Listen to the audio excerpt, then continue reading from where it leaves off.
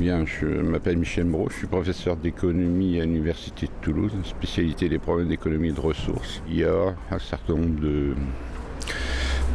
thématiques et de groupes de travail qui ont été constitués et on essaye de restituer le travail de ces groupes. Tout le monde est conscient qu'il y a des problèmes sur le réchauffement climatique, la régulation de la consommation d'énergie, mais ça ne veut pas dire qu'il y a un consensus sur un diagnostic.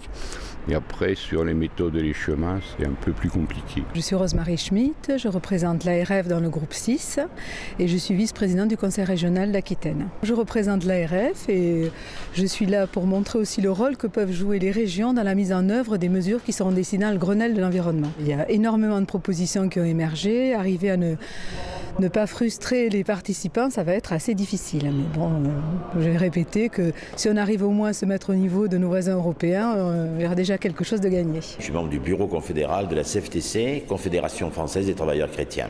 La proposition qui me tient le plus à cœur, c'est que les consommateurs aient le plus possible une information juste sur l'histoire sociale et écologique du produit mis en vente ou du service mis en vente, afin que le consommateur, par son geste d'achat, démocratiquement, choisisse le produit qui a respecté ou non les normes écologiques. Bonjour, je suis Michel Quatrevalet, je représente dans le groupe 6 le MEDEF. Je suis moi-même responsable d'environnement à la Fédération française de l'acier.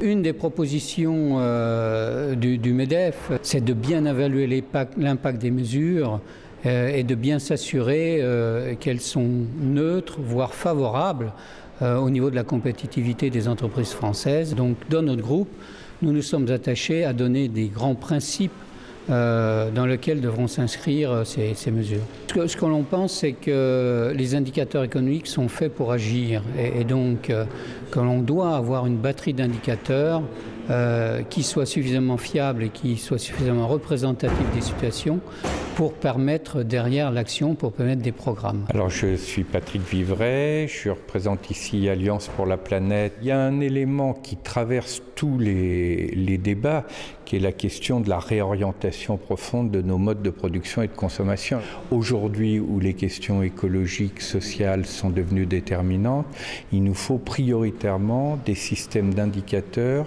et des systèmes comptables qui viennent prendre en compte la richesse écologique et la richesse humaine. Je m'appelle Éric Guillon, je suis le président du comité 21. Ce qui m'intéresse, c'est de voir par quel bout on peut prendre ce sujet pour que les Français ne soient plus spectateurs des combats contre la pollution, la désertification de nos industries, etc., mais qu'ils rentrent dedans comme des acteurs et qu'ils voient à travers cela que le développement durable, c'est plus une valeur ajoutée qu'un ensemble de contraintes.